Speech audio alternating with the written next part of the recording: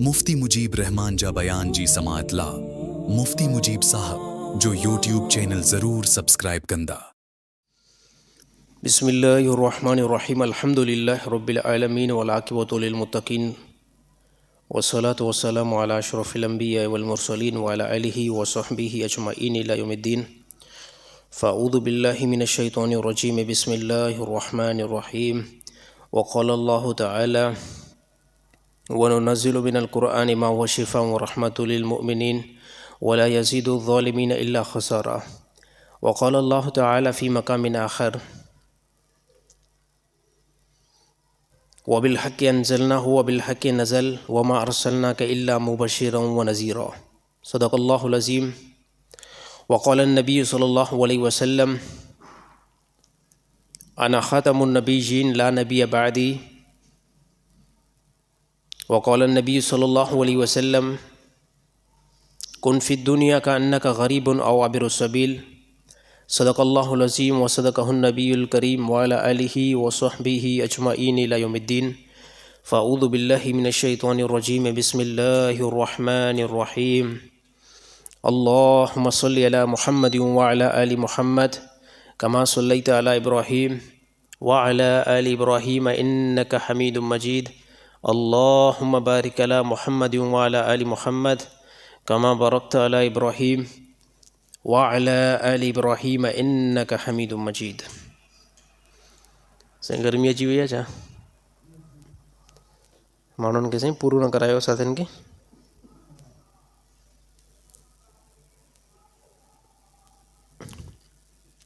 मैं मोहतरम मोज़िन दोस्तों,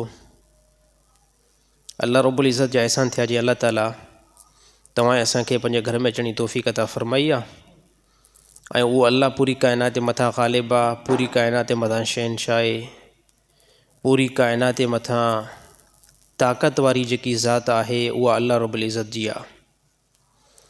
अल्लाह रब्बुल इज़्ज़त मुख़्तसिर वक़्त जे लाइ तव्हांखे ऐं मूंखे दुनिया जे तरफ़ आंदो आहे। ऐं दुनिया वारी जेकी ज़िंदगी आहे उहा महदूद ज़िंदगी आहे ऐं आख़िरत वारी ज़िंदगी जेकी आहे उहा ज़िंदगी तमामु वॾी वसी ज़िंदगी आहे। उन ज़िंदगी खे सुहिणो बनाइण जे लाइ अल्लाह ताला दुनिया में इंसाननि खे इम्तिहान जे तौर ते लाथो आहे। ऐं अल्लाह ताला इंसाननि खे बेसहारो न छॾियो, बल्कि इंसाननि सां गॾोगॾु अल्लाह ताला किताब खे बि जारी कयो। हर ज़माने जे अंदरि जेके बि नबी या पैगम्बर अचनि पिया उन जे वास्ते सां अल्लाह ताला इल्म जो कमु मोकिलींदो रहियो। ऐं असांजो तव्हांजो यकीन आहे त जनाब मुहम्मद मुस्तफ़ा सल्लल्लाहु अलैहि वसल्लम खां बाद में अल्लाह ताला नबूअत वारो जेको सिलसिलो उहो बंदि करे छॾियो आहे। क़यामत वाक़ई थी सघे थी पर नबूअत का नथी अची सघे, रिसालत का नथी अची सघे। रिसालत खे अल्लाह ताला बिल्कुलु ख़तमु करे छॾियो आहे। ऐं इंसानियत जो तमामु वॾो हिसो हिन प्लेनेट अर्थ ते गुज़री चुको आहे, हिन सरज़मीन ते अची चुको आहे। ऐं ईअं सम्झो हिन टाइम असां ऐं तव्हां जेके आहियूं हे इंसानियत जी पछाड़ी आहे। हाणे अल्लाह खे इल्मु आहे त हे दुनिया 200 साल अॻिते हले, 150 साल हले, 50 साल हले या इन खां मज़ीद हले या घटि हले, उहो अल्लाह खे इल्मु आहे। उन जे बारे में सहाबा नबी सल्लल्लाहु अलैहि वसल्लम खां पुछा कयो त क़यामत जो जेको यकीनी इल्मु आहे उहो ॿुधायो। त जनाब मुहम्मद मुस्तफ़ा सल्लल्लाहु अलैहि वसल्लम उन यकीनी इल्म खे न ॿुधायो। फ़रमायो त बसि उन ॻाल्हि खे अल्लाह ताला पाण ताईं महदूद रखियो आहे।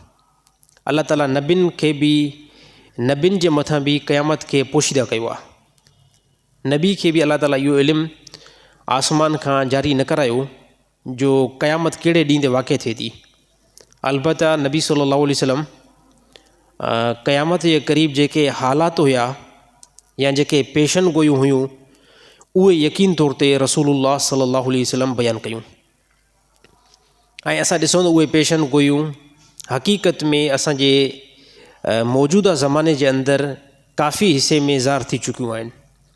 जंहिंमें नबी सल्लल्लाहु अलैहि वसल्लम फरमायो त आख़िरी ज़माने जे अंदरि शराब खे आम पीतो वेंदो। असांजे ज़माने जे अंदरि शराब जेको आम लॻो पियो आहे। नबी सल्लल्लाहु अलैहि वसल्लम फरमायो आख़िरी ज़माने जे अंदरि ज़िना जो रेशो इंतिहाई ज़्यादा वधी वेंदो ऐं मौजूदा ज़माने जे अंदरि ज़िना जा हालात मथे ॾिठा वञनि था। नबी सल्लल्लाहु अलैहि वसल्लम फरमायो आख़िरी ज़माने जे अंदरि सूद जेको आहे तमामु घणो खाधो वेंदो, हता कि जेकॾहिं कोई बि इंसान व्याज खे न खाईंदो ऐं पोइ बि नबी सल्लल्लाहु अलैहि वसल्लम फरमायो उन व्याज जो धुओं जेको उन ताईं पहुची वेंदो। हक़ीक़त आहे जेकी शइ कसरत सां मुल्कनि जे अंदरि थी वञे या शहरनि जे अंदरि थी वञे त उनजो असरु जेको आहे नेक माण्हू ताईं बि पहुची वेंदो आहे। त नबी सल्लल्लाहु अलैहि वसल्लम इहो बि पेशन गोई कई त आख़िरी हिकु ज़मानो ईंदो जंहिंजे अंदरि औरतूं अहिड़ो लिबास पाईंदियूं जो कपिड़ा पाइण खां बाद में बि उहे उघाड़ियूं ऐं नंगियूं जेको ज़ाहिर थींदियूं। मौजूदा ज़माने जे अंदरि इहा बि रसूलुल्लाह सल्लल्लाहु अलैहि वसल्लम जी पेशन गोई ज़ाहिर थी चुकी आहे। मुस्लमान जूं औरतूं हुजनि या गैर मुस्लिम जूं ऐं ॿिन्हिनि खे अॼुकल्ह जेको लिबास उहे पाइनि थियूं हक़ीक़त में यानी उहो बेहाई वारो लिबास आहे। कपिड़ा पाइण खां बाद में नबी सल्लल्लाहु अलैहि वसल्लम फरमायो उन्हनि जी उरियानी ज़ाहिर थींदी। उरियानी ॿिनि क़िस्मनि जी आहे। हिकु ओघड़ उहे औरतूं हिकु ओघड़ इन एतबार सां ज़ाहिर थींदी त उहे औरतूं कपिड़ा एतिरा बारीक पाईंदियूं यानी सन्हा पाईंदियूं जो जिस्म अंदरां ज़ाहिर थी पवंदो। अंदरियों जेको जिस्म लिबास पाइण खां बाद में ज़ाहिर नाहे थींदो। नबी सल्लल्लाहु अलैहि वसल्लम फरमायो हिकिड़ो मतिलबु त इहो ई आहे त कपिड़ा एतिरा सन्हा पाईंदियूं जो अंदरों जेकी बॉडी आहे जिस्म आहे उहो वाज़े तौर ते ज़ाहिर थींदी। इहो हिन ज़माने में ॾिसण में अचे थो। औरतुनि अहिड़े लिबास खे आम कयो आहे जंहिंजे अंदरि बिल्कुलु यानी उहो कपिड़ो त न आहे, ईअं सम्झो ॾियारी आहे, उहे पाईंदियूं। इन खां बाद में औरतूं नंगियूं लॻियूं पियूं आहिनि। हिकु नंबर ते मतिलबु इहो। ॿिए नंबर ते इन हदीस जो इहो बि मतिलबु आहे त उहे औरतूं लिबास एतिरो चुस्त पाईंदियूं, चुस्त यानी फिटिंग वारो लिबास पाईंदियूं। ऐं फिटिंग वारो लिबास भले उहो कपिड़ो त खणी मज़बूत हूंदो त उहो जेको लिबास फिटिंग में आहे त औरत जी बॉडी खे ॿाहिरि छिके रखंदो। वाज़े तौर ते औरत जी जिस्म ऐं जिस्म जे अंदरि जेकी बि बॉडी आहे उहा वाज़े तौर ते ज़ाहिर थी पवंदी। इहो लिबास बि अॼुकल्ह नज़र अचे थो। अल्लाह ताला तमामु मुस्लमान जूं औरतुनि खे पर्देदार ऐं बहितर लिबास पाइण वारो बनाए। ऐं असांजे मुस्लमाननि जे अंदरि लिबास जेको औरतूं पाइनि थियूं मूंखे त हैरानी लॻंदी आहे। यानी अहिड़ो हिकिड़ो लिबास जंहिंजे अंदरि पैसे जी इन्वेस्ट वॾी थींदी आहे।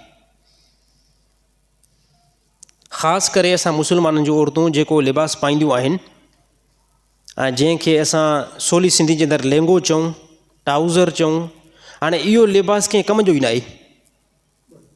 हाणे इन लिबास जी जेकॾहिं अगरि तव्हां क़ीमत लॻाईंदव न, जंहिं क़ीमत ते औरत लहंगो ख़रीद करे थी, इन ई क़ीमत ते औरत जो लिबास 2 सालनि जो अची सघे थो। सही ॻाल्हि सम्झ में आई न? जंहिं रक़म ते औरत शादी में हिकु लहंगो ख़रीद कंदी आहे, अगरि इन लहंगे खे छॾे करे बहितर लिबास वठण जी कोशिशि करे त औरत वटि 2 सालनि जो लिबास अची वेंदो।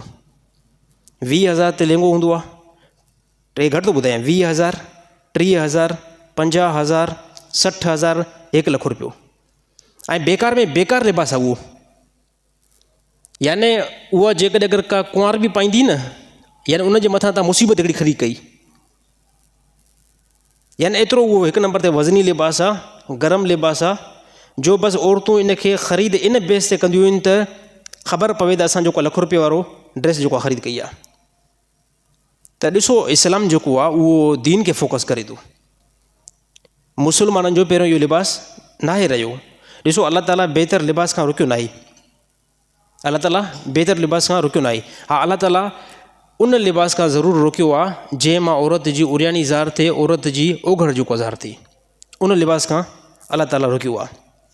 त इहे बि ॻाल्हियूं तमामु घणियूं अॼुकल्ह असांजे मुआशरे जे अंदरि ऐं मुस्लमाननि जे कल्चर जे अंदरि ज़ाहिर थियनि थियूं।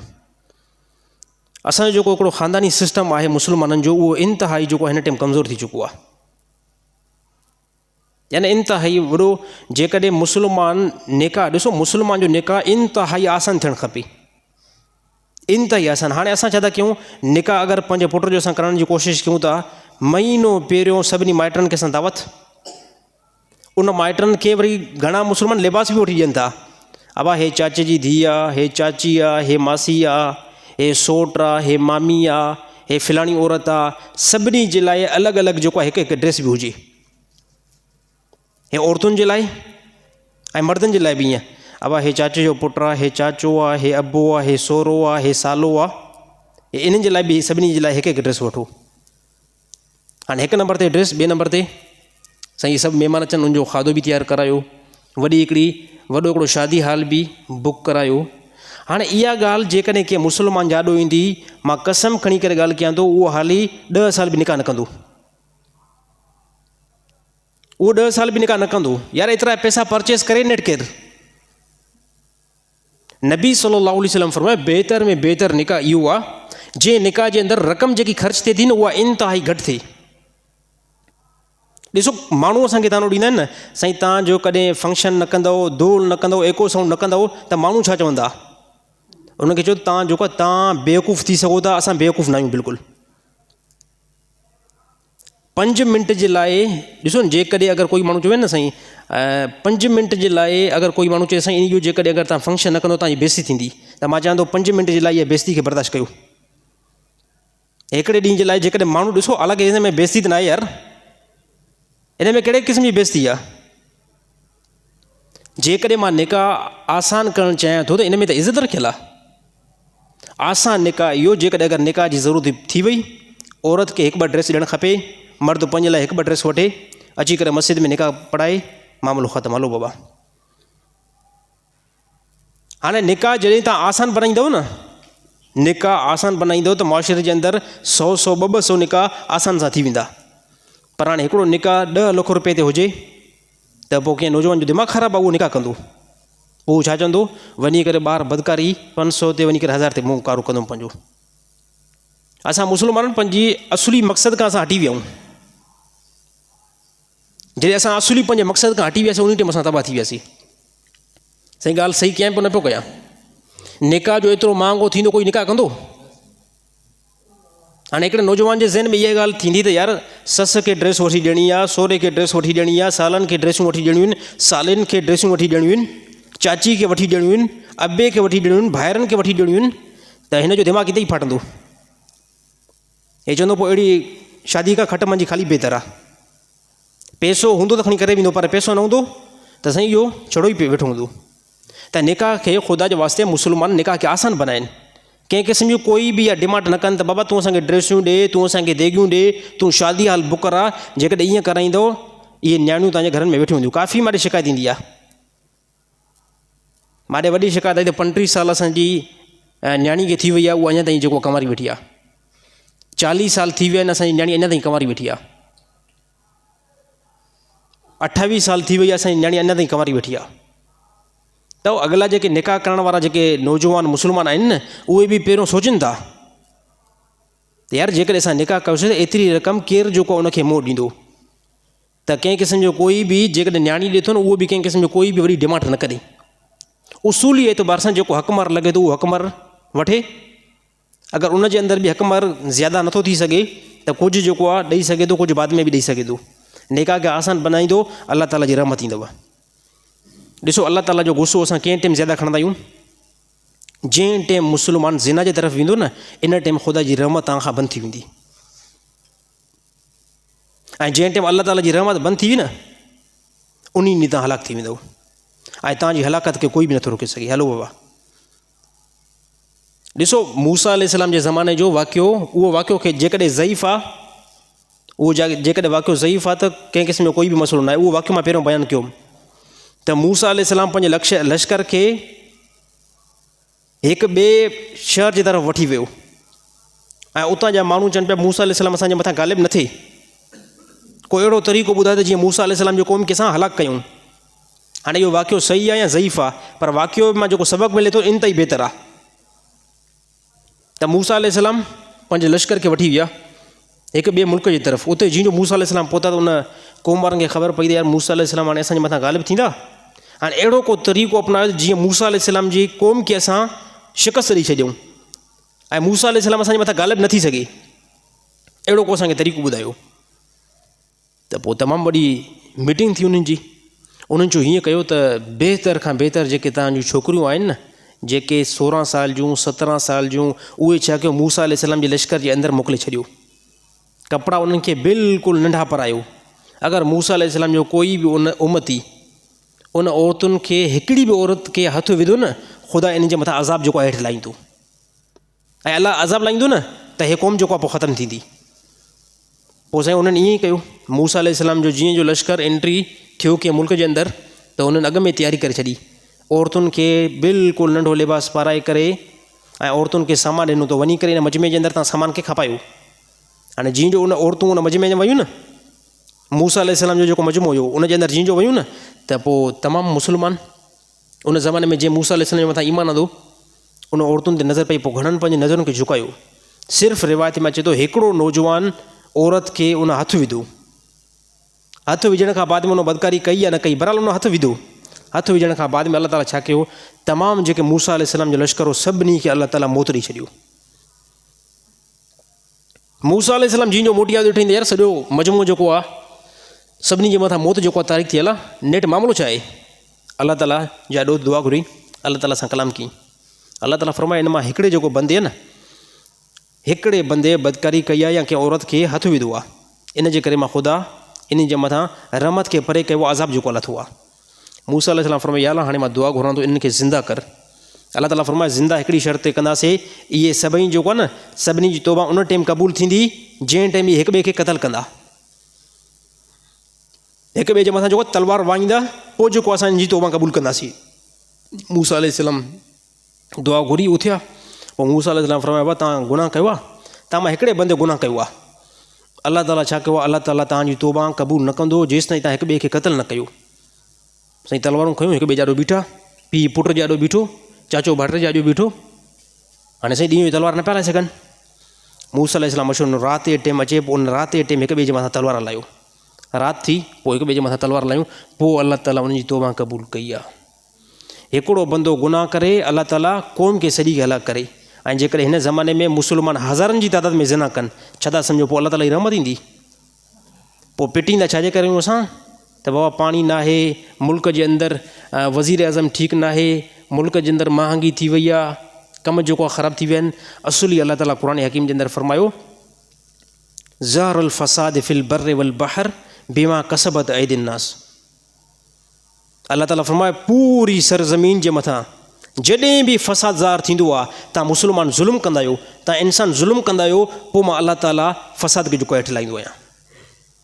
जॾहिं इंसान जो हथु ग़लति इस्तेमालु थींदो आहे, हे इंसान जो हथु आहे न, इहो हथु जॾहिं अलाह ताला जी नाफ़रमानी जे तरफ़ हलंदो आहे न, पोइ अलाह ताला अज़ाब खे जेको हेठि लाहींदो अथव।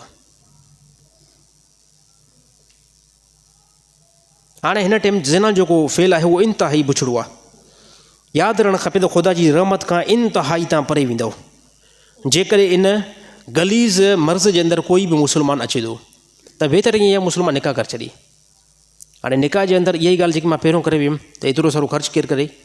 सभिनी माइट, जेकॾहिं सभु माइट तव्हां खां मुख़ालिफ़ थी वञनि न, भले थी वञनि, कोई मसइलो न आहे, हलो बाबा।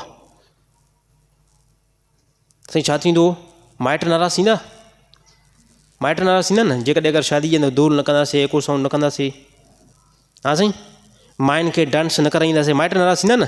माइटनि खे चयो तव्हां नाराज़ थियो, तव्हांजा पीउ बि जेको नाराज़ वञी करे थियनि, तव्हांजा ॾाॾा बि वञी करे नाराज़ थियनि न, त तव्हांजी मूंखे ज़रूरत ई न आहे। छा मां तव्हांजे करे अलाह खे नाराज़ कयां? यार कुझु त ॻाल्हि सम्झ खपे न। हिकिड़े बंदे खे नज़र अचे त हे मुंहिंजा 10-12 रिश्तेदार आहिनि, हिकिड़ो मां कमु कंदुमि त हे मुंहिंजा 10-12 या रिश्तेदार मूंखां नाराज़ थींदा। ऐं इन मुस्लमान खे इहा ख़बर पवे त जेकॾहिं अगरि इन खे राज़ी कयां थो, पोइ अलाह थो नाराज़ थी। यार पोइ होशियारु बंदो कहिड़ो आहे? होशियारु उहो जेको माइटनि खे नाराज़ करे छॾे, अलाह खे राज़ी करे। त असां अमूमन जेको गुनाह कंदा आहियूं न, उहो असां मुआशिरे खे ॾिसी करे कंदा आहियूं। हाणे साईं सॼा मस्तूई माला वारा अलाह माफ़ु करे व्याज था हलाइनि। साईं मां अकेले हलायो त कहिड़ो जुर्म कयुमि? हे इन जे करे मुस्लमान गुनाह जे अंदरि लही पवंदा आहिनि, हालांकि मुस्लमान इन खे ख़बर न पवंदी आहे। यार जेकॾहिं सॼे मस्तूई माला वारा अलाह माफ़ु करे व्याज हलाइनि था, त क़यामत ॾींहुं ख़ुदा सभिनी खे ज़लील कंदो। इहे सभु ख़ुदा जी रहमत खां परे वेंदा। यार मां त अलाह जी रहमत खां परे न वञा। असां 2 नंबर ते सॼो मस्तु ई माला जुआ हलाए थो, मां छाजे खां जुआ न हलायां। हाणे इन खे ॾिसी करे असां गुनाह कंदा आहियूं। मुंहिंजा 20 दोस्त 20 ई जुआ खेॾंदा आहिनि। यार 20 खेॾनि था, पोइ मां अकेले जेको खेॾुमि छा थींदो? मुंहिंजा 30 दोस्त, हिकिड़ो मिसाल, 30 दोस्त वञी करे बदकारी कंदा आहिनि। यार उन्हनि खे कुझु बि न थियो, मां वञी करे बदकारी कयां, मूंखे छा थींदो? हे वॾे मरी जी हालत आहे। असां मुआशिरे खे ॾिसी करे गुनाह कंदा आहियूं। हाणे नंढो मिसाल ॾियां, जेकर इहे सभु मुआशिरे वारा हिकिड़े बाहि जे खूह जे अंदरि टपो ॾियनि, कोई अकुलमंद मुस्लमान आहे जेको चवे त सभु बाहि में वञी करे किरनि पिया, मां बि किरां? हिते त असांजूं अखियूं जेको आहे बिल्कुलु पटिजी वेंदियूं। त जेको मुआशिरे खे ॾिसी करे असां गुनाह कयूं था, इन जो मिसाल मां ईअं ॾियां, हे जहन्नम में पाण खे किरायो पिया। ऐं उहो माण्हू बेवकूफ़ी थी सघे थो, उहो माण्हू जाहिली थी सघे थो, उहो माण्हू नादानी थी सघे थो, जेको छा करे? मुआशिरे खे ॾिसी करे ऐं गुनाह करे। नबी सल्लल्लाहु अलैहि वसल्लम फरमायो, ए मुस्लमाननि जी जमायत, 2 ॻाल्हियुनि जी ज़िमेदारी ॾियो था? साहिब ने पुछा, कोई साईं कहिड़ियूं ॻाल्हियूं? ब अल्लाह जे नबी फरमायो, 2 ॻाल्हियुनि जी मुस्लमाननि जी जमायत ज़िमेदारी ॾे, मां जनाब मुहम्मद मुस्तफ़ा सल्लल्लाहु अलैहि वसल्लम जन्नत जी बिशारत पियो ॾियां। 2 ॻाल्हियूं। साहिब ने फौरी तौर पुछा, यार रसूल कहिड़ियूं 2 ॻाल्हियूं? अल्लाह जे नबी फरमायो, हिकु त उहा शइ आहे जेको तव्हांजे 2 चपनि जे दरमियान आहे, यानी ज़बान। केरु मुस्लमान आहे जेकी ज़बान जी ज़मानत ॾे, ज़बान जी ज़मानत ॾे त इन सां जेको आहे कूड़ न ॻाल्हाईंदो, इन सां गीबत न कंदो, इन सां अल्लाह खे नाराज़ न कंदो, मां मुहम्मद मुस्तफ़ा सल्लल्लाहु अलैहि वसल्लम ज़मानत ॾियां थो जन्नत जी। साहिब ने पुछा, यार रसूल ॿी ॻाल्हि कहिड़ी आहे? ॿी कहिड़ी शइ आहे जिन जी असां तव्हांखे ज़मानत ॾियूं? अल्लाह जे नबी फरमायो, जेकी तव्हांजी 2 पेरनि जे दरमियान, यानी इशारो कयूं शर्मगाह जी तरफ़, जेको तव्हांजे 2 रानुनि जे दरमियान शर्मगाह आहे, इन जी ज़मानत ॾियो ऐं ज़बान जी ज़मानत ॾियो, जन्नत जी ज़मानत मां मुहम्मद मुस्तफ़ा सल्लल्लाहु अलैहि वसल्लम खां वठी छॾियो। त ॻाल्हि आसान आहे, ॾुखी आहे? थोरो ॿुधायो यार। ज़बान खे ग़लति इस्तेमालु न कयो, यानी इन खां कूड़ न ॻाल्हायो, इन सां अल्लाह खे नाराज़ न कयो, गीबत न कयो, सिर्फ़ु एतिरा ई त कम आहिनि न। 2 नंबर ते जेके 2 रानुनि जे दरमियान तव्हांजो शर्मगाह आहे, इन जी हिफ़ाज़त, यानी काॾे न वञो, ज़िना न कयो बसि। बाक़ी जेके तव्हांजो घर वारियूं आहिनि, उते तव्हां वञो, तव्हांखे अजुर ऐं नेकी मिलंदी। ॻाल्हियूं इंतिहाई आसान बारीक 2 लफ़्ज़ आहिनि। नबी सल्लल्लाहु अलैहि वसल्लम फरमायो, ईमान वारो जन्नत जी बिशारत वठे। हाणे केरु मुस्लमान आहे जेकी 2 शयुनि जी ज़मानत ॾे? इंतिहाई आसान आहे। हिन टाइम ख़बर नथी पवे, हिन टाइम कंहिं बि मुस्लमान खे ख़बर नथी पवे, इहा ख़बर साईं अनक़रीब जेको आहे बाद में पइजी वेंदी। जंहिं टाइम यौम महशर वाक़ई थींदी ऐं इंसान जे मथां मौत तारीख़ थींदो, आलम बरज़ख़ में जीअं जो असां पहुतासीं, त इहा सभु हक़ीक़त खुली वेंदी त जेको आहे गॾ ते सुवार हुयासीं या घोड़े ते सुवार हुयासीं। हिन टाइम ख़बर न पवंदी। जंहिं टाइम मुस्लमान जे मथां मौत वाक़ई थियो न, ऐं आख़िरत वारी हक़ीक़त जेकी आलम बरज़ख़ में विच में पर्दो आयल आहे, बरज़ख़ पर्दे खे चइबो आहे। मरी वियासीं न, त पर्दे जे परियां जेकी बि हक़ीक़त आहे न, सभु ओपन थी वेंदी। पर्दे जे परियां जेकी बि हक़ीक़त आहे, हाणे विच में दुनिया में असांजे आख़िरत में ऐं दुनिया जे दरमियान हिकु पर्दो आयल आहे, यानी माण्हू मरी वियो आहे, उनजे मथां अज़ाबी नज़र नथो अचे। माण्हू मरी वियो आहे, उनजे मथां जेकी राहत आहे जन्नत जी, उहा बि ज़ाहिर असांखे नथी थिए। या अहिड़ी तरह फ़रिश्ता जेके आहिनि, उन्हनि खे बि असां वाज़े तौर ते ॾिसूं नथा।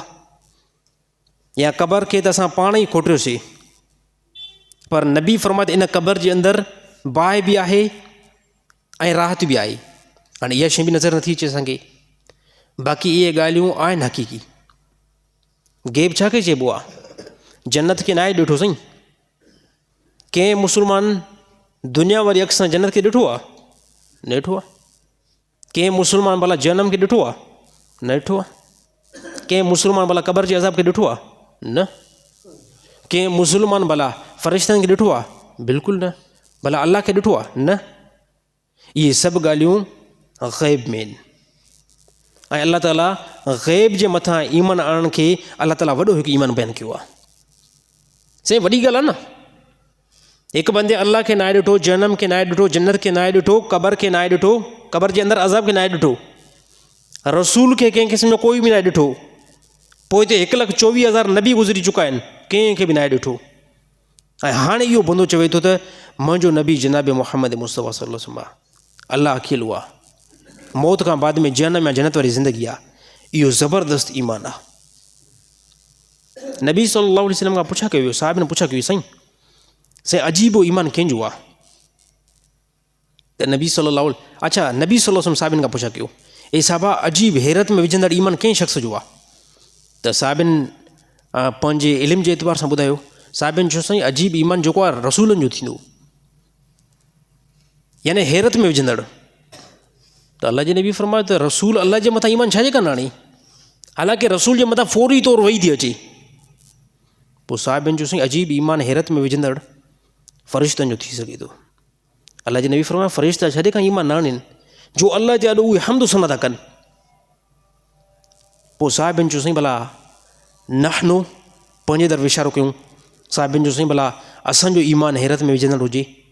अलाह जे नबी फरमायो, तव्हां छाजे खां ईमान न आणियो? हालांकि तव्हांजे मथां किताब जारी थी हुजे, तव्हांजे नबी जे मथां किताब जारी थी हुजे ऐं नबी उहा किताब पढ़ी करे तव्हांखे ॿुधायो हुजे, तव्हां छाजे खां ईमान न आणियो? पोइ साहिबी जॾहिं हिकु ॿ सुवाल करे, साहिबी हिकु ॿ जवाबु ॾेई करे, पोइ साहिबा वॾा अदब वारा हुया, बार बार जवाबु न ॾींदा हुया। पोइ साहिबा ईअं फरमाईंदा हुया, अलाह ऐं हुनजो रसूल बहितर थो ॼाणे। पोइ अलाह जे नबी फरमायो, अचो हाणे मां थो तव्हांखे ॿुधायां। नबी सल्लल्लाहु अलैहि वसल्लम फरमायो, ए साहिबा जी जमायत, ए मुंहिंजा शागिर्दो, ए साहिबा जी जमायत, हैरत में ईमान विझंदड़ उन्हनि शख़्सनि जो आहे जेके तव्हां खां बाद में, तव्हां खां घणो टाइम बाद में न जेको अलाह खे ॾिसंदा, न रसूल खे ॾिसंदा, न सहाबा खे ॾिसंदा, न ताबाइन खे ॾिसंदा, सिर्फ़ु उन्हनि खे छड़ो किताब जेको आहे मिलंदो ऐं उनखे ॿुधायो वेंदो तव्हांजो नबी जेको आहे जनाब मुहम्मद मुस्तफ़ा सल्लल्लाहु अलैहि वसल्लम आहे। पोइ उहे मूंखे ॾिसंदा बि न, उहे चवंदा अलाह बि अकेलो आहे, रसूल बि आहे, क़बर जे अंदरि राहत बि आहे, क़बर जे अंदरि अज़ाब बि आहे, जन्नत ऐं जहन्नम बि आहे। साहबा हैरत में ईमान विझंदड़ इन्हनि शख़्सनि जो अथव। ऐं हक़ीक़त आहे त तव्हां मां कंहिं बि भला रसूलुल्लाह सल्लल्लाहु अलैहि वसल्लम खे पंहिंजी इन अख़ि सां ॾिठो आहे? न ॾिठो आहे। त हे वॾी ख़ुशि नसीबी आहे। हिन टाइम जेको नमाज़ से अचूं पिया, अलाह ताला जेको इस्लाम जी दौलत सां नवाज़ियो आहे, अलाह जो क़स्म नंढी ॻाल्हि न आहे। पंहिंजे आमाल खे अञा बहितर बनायो, पाण खे अञा एतिरो नेक बनायो जीअं अलाह ताला जी रहमत तव्हांजे मथां नाज़िल थी। सहाबा जो जेको शौक़ु हुयो दीन इस्लाम सां, उहो तमामु वॾो अजीब ग़रीब हुयो। सहाबा जो शौक़ु दीन इस्लाम सां अजीब ग़रीब हुयो। नबी सल्लल्लाहु अलैहि वसल्लम हिकु जंग जी तरफ़ वञनि पिया। वञनि पिया या वापसी नबी सल्लल्लाहु अलैहि वसल्लम जी हुई। पोइ उहा जंग जो नालो जेको आहे ग़ज़वा आहे ज़ाते रिका हुयो। उते नबी सल्लल्लाहु अलैहि वसल्लम जीअं जो विया, राति जो कंहिं जॻह ते रसूलुल्लाह सल्लल्लाहु अलैहि वसल्लम पड़ा लारायो, यानी पड़ा उनखे चइबो आहे, यानी उते राति जो राश नबी सल्लल्लाहु अलैहि वसल्लम करणु फरमाई। हाणे राश जीअं जो थी त पोइ अलाह जे नबी जो इहो मामूल हूंदो हुयो त नबी सल्लल्लाहु अलैहि वसल्लम साहबा मां कंहिं न कंहिंखे राति जो चौंकी ते मुक़ररु कंदा हुया, पहिरे ते मुक़ररु कंदा हुया। पोइ नबी सल्लल्लाहु अलैहि वसल्लम ॿिनि नौजवाननि खे राति जो पहिरे ते मुक़ररु कयो। नबी सल्लल्लाहु अलैहि वसल्लम जीअं जो उन्हनि खे पहिरे ते मुक़ररु कयो त उन्हनि मां हिकिड़ो साहबी जेको आहे अंसारी हुयो ऐं ॿियो साहबी जेको आहे मुहाजिर हुयो। पोइ हाणे ॾिसो, साहबा असांखे जेकॾहिं फ़ुर्सत जो टाइम मिली वञे, असां छा चवंदासीं? असांखे फ़ुर्सत जो टाइम मिली वञे न, असां छा चवंदासीं? यार असां वारो कर मोबाइल हलायूं। साईं ईअं ई आहे न, फ़ुर्सत जो टाइम मिली वञे, अचो साईं 2-3 मिंट कचहरी करे वठूं। फ़ुर्सत जो टाइम मिली वञे, अचो त 2-3 मिंट गिला करे वठूं, कंहिंजी पाड़ा पटियूं भला अचो। साहबा खे जेको इल्मु मिलियल हुयो न, उहो इल्मु कामिल मिलियल हुयो। साहबा ॾिठो त हाणे नबी सल्लल्लाहु अलैहि वसल्लम असां ॿिन्हिनि खे मुक़ररु कयो आहे, हाणे अॼु हिकिड़ो चौंकी ॾींदो त ॿियो जो वक़्तु बची पवंदो न। पोइ अंसारी साहबी मुहाजिर खां पुछा कयो, ए मुंहिंजा भाउ तूं ॿुधा, तूं राति जे कहिड़े हिसे खे ज़्यादा पसंदि कंदो आहे? राति जे कहिड़े हिसे खे ज़्यादा पसंदि कंदो आहे जंहिंमें तूं क़ुर पढ़ी? उन चयो मां लास्ट वारे हिसे खे ॾाढो पसंदि कंदो आहियां, मां लास्ट वारे हिसे खे ॾाढो पसंदि कंदो आहियां। पोइ अंसारी साहिबी चयो ठीकु आहे, तूं लास्ट वारे खे पसंदि कंदो न, यानी आख़िरी हिसे खे, हाणे राति जो इब्तिदा हिसो आहे, हाणे तूं सुम्ही पओ, हाणे तूं सुम्ही पओ त मां नमाज़ पढ़ां, हाणे तूं सुम्ही पओ। मुहाजिर साहिबी सुम्ही पियो, मुहाजिर साहिबी सुम्ही पियो। जॾहिं सुम्ही पियो अंसारी साहिबी उथियो, अल्लाहु अकबर करे नमाज़ शुरू कई, नमाज़ शुरू कई, सूरत फ़ातिहा हली, सूरत फ़ातिहा, इन खां बाद में सूरत फ़ातिहा खे पढ़ण खां बाद में क़ुर जो हिसो शुरू कयो, क़ुर जो हिसो हलियो, काफ़ी हिसे ताईं हलियो। इन खां बाद में हिकु नॉन मुस्लिम काफ़िर आयो, उन साहिबी खे परे खां ॾिठो ऐं उन ते हिकु तीर हयो, हिकु तीर, साहिबी खे ज़ख़्म थियो, रतु वई। इन खां बाद में साहिबी अञा क़ुर खे जारी रखियो, उन नॉन मुस्लिम उन साहिबी खे ॿियो तीर हयो, साहिबी तबी जेको नमाज़ खे जारी रखियो। वरी उन नॉन मुस्लिम काफ़िर टियों साहिबी खे तीर हयो, जॾहिं टियों साहिबी खे तीर लॻो, इते साहिबी कुझु कमज़ोर थियो ऐं साहिबी खे अंदेशो थियो त जंहिं मक़सद लाइ नबी असांखे बीहारियो आहे मतिलबु उहो मक़सदु न रहिजी वञे। इन खां बाद में रुकू करे सलाम फिराए करे ऐं मुहाजिर साहिबी खे हथई, ए मुंहिंजा भाउ उथ ऐं मूंखे जेको आहे कंहिं काफ़िर या कंहिं गैर मुस्लिम मूंखे तीर हया आहिनि। इहो साहिबी जीन जो तकड़ि में मथे उथियो ऐं उहो काफ़िर ॾिसी करे बणा हिकु वॾो मजमू आहे हिननि सां, काफ़िर उहो भॼी वियो। मुहाजिर साहिबी अंसारी खां पुछिया कयो, ख़ुदा तुंहिंजे मथां रहम करे, तोखे जंहिं टाइम पहिरियों तीर लॻो त तूं ॿुधाई न, हे खामखा तूं पाण खे 3 तीर लॻाया। उन साहिबी इहा ॻाल्हि कई त मां कसम खणी करे ॻाल्हि कयां थो, जंहिं टाइम मां अलाह ताला जो कलाम शुरू कयो, मुंहिंजी जान निकिरी वञे हा, पर मां क़ुर खे न छॾियां, क़ुर खे पढ़ंदो रहां। सिर्फ़ु हिकिड़े मक़सदु मूंखे रोके रखियो, जंहिंजे लाइ मां नमाज़ खे नंढो बनाए करे ऐं सलाम विरायमि, उहो इहो त नबी सल्लल्लाहु अलैहि वसल्लम मूंखे पहिरें ते मुक़ररु कयो। अगरि नबी मूंखे पहिरें ते मुक़ररु न करे हा ऐं मां क़ुर शुरू कयां, एसि ताईं जो मुंहिंजी जान निकिरी वञे हा, मां नमाज़ खां परे न वञा। हाणे हे छा आहे, हे शौक़ु आहे। असांजे त नौजवान असांजा बि त आहिनि, असां चवंदा आहियूं ख़ुदा करे को फ़ारिग टाइम मिले जंहिंमें मां टच मोबाइल खे जेको हलायां, फेसबुक जेको मां हलायां, मूंखे ख़ुदा करे को फ़ारिग टाइम मिले जंहिंमें मां टिकटॉक हलायां, सही आहे न सोच। ऐं साहबा जो शौक़ु छा सां हुयो, साहबा जो शौक़ु क़ुर सां हुयो। ऐं अलाह ताला शल इहा हक़ीक़त मुस्लमान खे बि नसीब करे। दुनिया में जंहिं सां बि शौक़ु रखंदव उनजा माहिर थी वेंदव,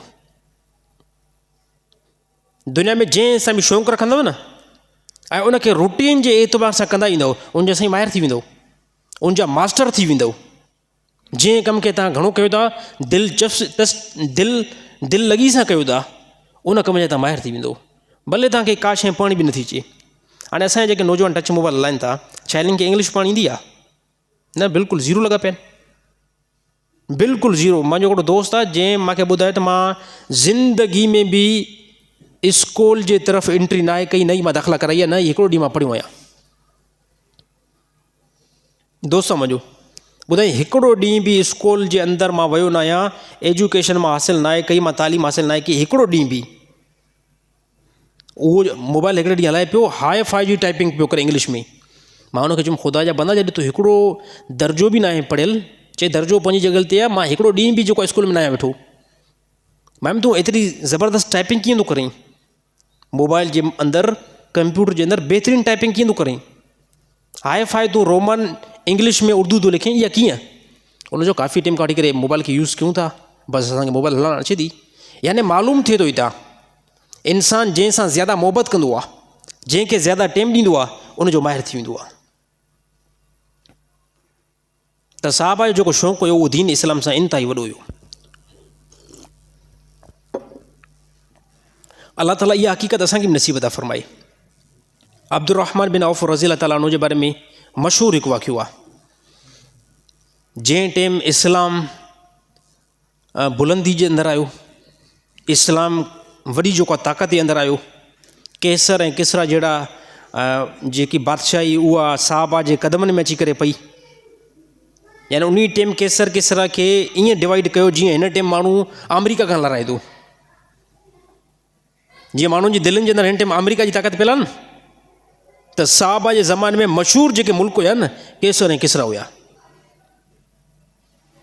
यानी सोच वीचार ई न पई वञे त इनखे को नंढी जमात फतह करे ॾेखारींदी। जंहिं टाइम उहे केसर किसरा जहिड़ियूं बादशाहियूं लेटी करे साहबा जे क़दमनि में पियूं ऐं इस्लाम वॾी हिकिड़ी तरक़ी में अची वियो, एतिरो सारो माल अची वियो, एतिरा सारा यानी दीनार ऐं धर्म अची विया जो साहबा ॾिसी करे ऐं इन खां बाद में साहबा रोअनि पिया पंहिंजे मुंहं सां। साहबा चवनि पिया इहो मुमकिन त न आहे त को अल्लाह ताला जेको असां सां वाइदो जन्नत में कयो आहे अल्लाह ताला हिते दुनिया में ॾेई छॾियो आहे।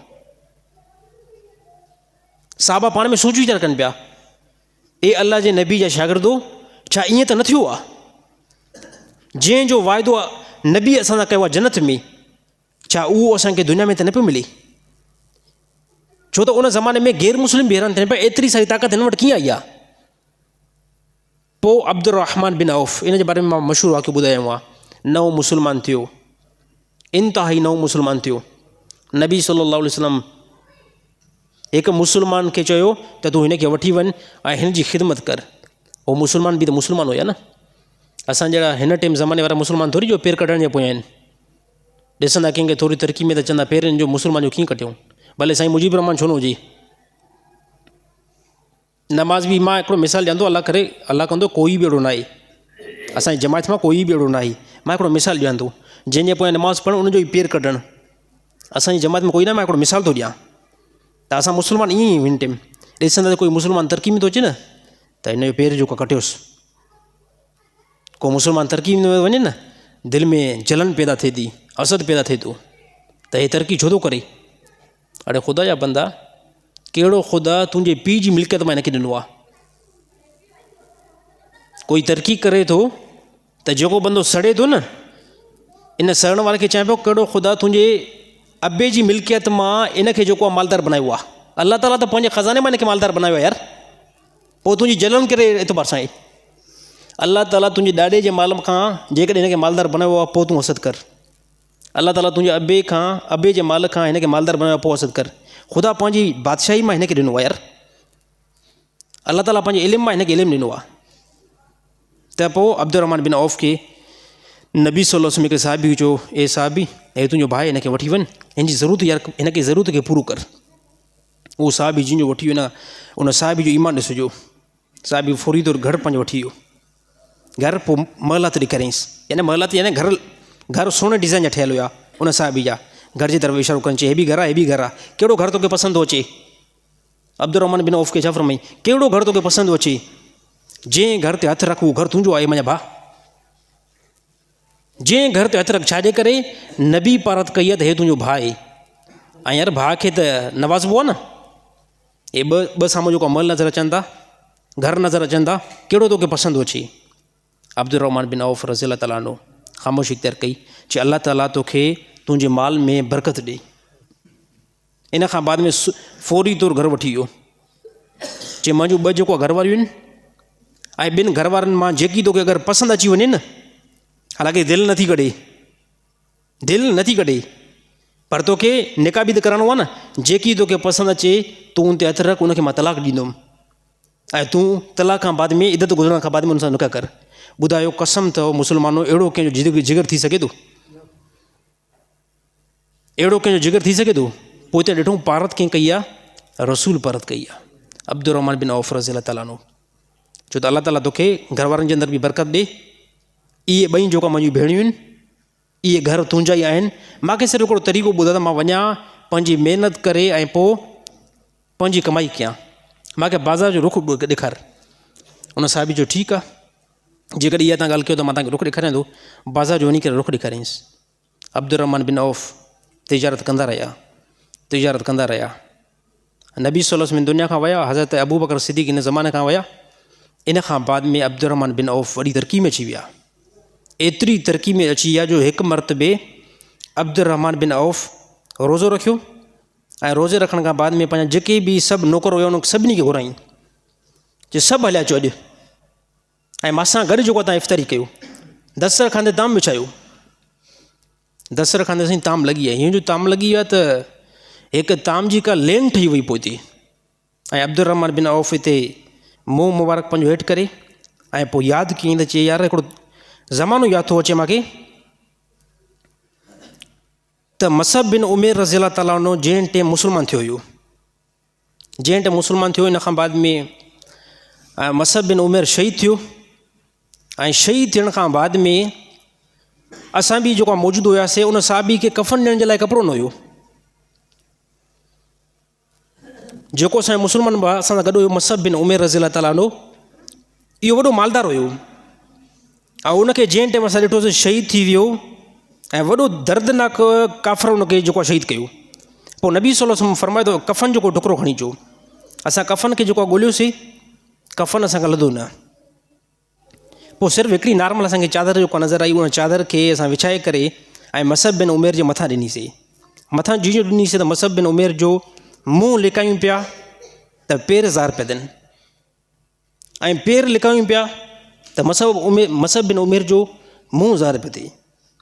ऐं पोइ नबी सल्लल्लाहु अलैहि वसल्लम खां पुछो कि साईं को असांखे तरीक़ो ॿुधायो, हाणे असां छा कयूं? त पोइ अल्लाह जे नबी फरमायो सिर्फ़ु जेको आहे खजूर जा तना खणी अचो ऐं मुंहं ते चादर ॾेई छॾियो ऐं पेरनि ते उहे रखी छॾियो। ऐं चई अॼु जेको आहे त एतिरे सारे माल खे ॾिसी करे, एतिरे सारे ख़ज़ाने खे ॾिसी करे ऐं एतिरे सारे ताम खे ॾिसी करे मूंखे उहो ज़मानो यादि थो अचे ऐं मूंखे रोअण बसि नथो थिए। ऐं पोइ साहबा खे जेके बि साहिबियुनि जा साहबी उते वेठा हुया ऐं जेके बि मुस्लमान वेठा हुया, उनखे चई यार इफ़्तारी जेको आहे मां नॉर्मल पाणी सां ई सिर्फ़ु कंदुमि, ऐं जेके बि ताम आहिनि न, इन सभिनी तामनि खे वापसि खणी वञो। ऐं बाद में इहे ॻाल्हि कयूं त मूंखे महसूसु थिए थो त किथे अलाह ताला जेको असां सां जन्नत में वाइदो कयो आहे, ऐं जेको अलाह ताला असांखे जन्नत में ख़ज़ानो ॾींदो, उहो अलाह ताला असांखे दुनिया में वापसि न कयो आहे। हालांकि अलाह ताला जो वाइदो सचो आहे। अलाह ताला साहब जी जमात सां जेको जन्नत में वाइदो कयो आहे, उहो जन्नत में मिलंदो। पर हे छा आहे, हे दीन ते हलण जे लाइ अलाह ताला बरकत ॾिए पियो। ऐं पोइ प्लस में ॿियो बि हिकिड़ो वाक़ियो पेश कयूं। चई हज़रत हमज़ा रज़ी अल्लाह ताला अन्हु जंहिं टाइम शहीद थिया हुया, ऐं उन टाइम ॾिठोसीं त हज़रत हमज़ा रज़ी अल्लाह ताला अन्हु जो नक बि कटियलु हुयो, चप बि कटियलु हुया, ऐं अहिड़ी तरह आंगुरियूं बि कटियलु हुयूं। त इहो वाक़ियो नबी सल्लल्लाहु अलैहि वसल्लम खे इंतिहाई वॾो संगीन पहुतो। ऐं जॾहिं असां उनखे कफ़न ॾियूं पिया हज़रत हमज़ा रज़ी अल्लाह ताला अन्हु खे, उन टाइम बि असां वटि कफ़न जेको आहे इंतिहाई थोरो हुयो। ऐं हाणे जॾहिं असां इस्लाम जे अंदरि एतिरी सारी ताक़त ॾिसूं था ऐं एतिरो अलाह ताला असांखे माल सां नवाज़ियो आहे, त मुमकिन आहे हे अलाह ताला आख़िरत जे बदिले मां कुझु बदिलो असांखे दुनिया में ॾेई छॾियो आहे। हे छा आहे, दुनिया हे दीन ते सचाई सां हलण जो ख़ुदा बदिलो ॾिनो आहे। असां बि त जेको ॾींहुं राति माल जे पोयां लॻा पियूं न, असां बि ॾींहुं राति माल जे पोयां लॻा पियूं। पर साहबा जेको आहे दीन जे अंदरि मुख़लिस हुया, दीन जे अंदरि मुख़लिस हुया। ख़ुदा छा कयो त हिन टाइम ताईं 1400 साल, मां अॻे बि ॻाल्हि करे चुको आहियां, 1400 साल जो अरसो, ख़ुदा जो कसम खणी करे ॻाल्हि थो कयां, वॾो अरसो आहे। 1400 साल जो जेको अरसो आहे, नॉर्मल अरसो न आहे, हे तमामु वॾो अरसो आहे। इन अरसे जे अंदरि तमामु वॾी बादशाहियूं आयूं, ख़तमु थी वियूं, उन्हनि जो नालो बि न रहियो। न ई उन्हनि जे पोयां जेके उनजा रुफ़ाका हुया, उनजो नालो रहियो, उन्हनि जो नालो बि न रहियो। हे ज़मानो एॾो फास्ट थो हले यार। 1400 साल पंहिंजी जॻह ते, 6-7 साल गुज़रण खां बाद में अबो बि विसरी वेंदो आहे, 10 साल खां बाद में अबो बि विसरी वेंदो आहे, 3 साल खां बाद में ॾाढो बि जेको आहे विसरी वेंदो आहे। हे दुनिया जी हवा एतिरी तेज़ आहे। ॾिसो साहबा पंहिंजे कम जे अंदरि मुख़लिस हुया, साहबा पंहिंजे कम जे अंदरि मुख़लिस हुया। 1400 साल गुज़री चुका आहिनि। मुजीब रहमान अबू बकर सिद्दीक़ जी ताज़ीम छो थो करे हिन टाइम? हज़रत उमर रज़ी अल्लाह ताला उनजी एतिरी ताज़ीम छो थो करे? हज़रत उस्मान साईं जी एतिरी मां ताज़ीम छो थो कयां? हज़रत अली साईं जी एतिरी मां ताज़ीम छो थो कयां? अब्दुर्रहमान बिन औफ़ जी एतिरी मां ताज़ीम छो थो कयां? अगरि इन्हनि जे मथां, इन साहिबनि जे मथां को हर्फ़ खणी, अगरि इन साहिबनि जे मथां को हर्फ़ खणे त असांखां कंहिं क़िस्म जो कोई बि बर्दाश्त नथो थिए। असां उन ज़ालिम खे बिल्कुलु जेको न छॾींदासीं। हालांकि जेकॾहिं कोई मुंहिंजे पीउ जे मथां को हर्फ़ खणे न, मूंखे तकलीफ़ थींदी आहे। रिश्तेदार जे मथां को हर्फ़ खणे तकलीफ़ थींदी आहे। पर असांजे साहिबिन, नबी जे साहिबिन जे मथां जेकॾहिं कोई बि हर्फ़ खणंदो आहे, उहा जेकी तकलीफ़ आहे न, बनिस्बत असांजे तमामु रिश्तेदारनि खां असांखे घणी थींदी आहे। छाजे करे त इहे उहे साहिब आहिनि जंहिंजे करे अल्हम्दुलिल्लाह मां अलाह खे सुञातो आहे, जंहिंजे करे मां मुस्लमान आहियां, जंहिंजे करे मां नमाज़ी आहियां, जंहिंजे करे मां हिकु अदना दर्जे जो तालिब इल्म आहियां। जेकॾहिं उहे साहबा हिन टाइम महिनत ऐं कोशिशि न कंदा त मां सम्झां थो हे जेको बि हिते मजमू वेठो आहे मुमकिन आहे पोइ तव्हां कंहिं मंदर में वेठा हुजो आहे। नबी जी महिनत अगरि न हुजी आहे ऐं नबी जे साहिबनि जी महिनत न हुजी आहे, मुमकिन आहे हितां सिंध वारा हिन टाइम कंहिं मंदर में राम राम कयूं आहे जेके मस्जिद में वेठा आहियूं, या कंहिं ईसाई जे चर्चगाह जे अंदरि वेठो हुजो आहे स्लीप जे हेठां, या कंहिं मुशरिकनि वांगुरु सिज खे जेको आहे पंहिंजो इलाह बनायो आहे, या अहिड़े क़िस्म जा दरिया थी वञूं आहे जेके माण्हू चवंदा अलाह हिन दुनिया जे अंदरि आहे ई न। मुमकिन हुयो इहो, पर अलाह ताला खां हर टाइम जेको आहे शुक्र कयो, शुक्रानी जा नफ़िल पढ़ो जो अलाह ताला तव्हांखे इस्लाम जी दौलत सां नवाज़ियो आहे। सही टाइम वठियो? अच्छा,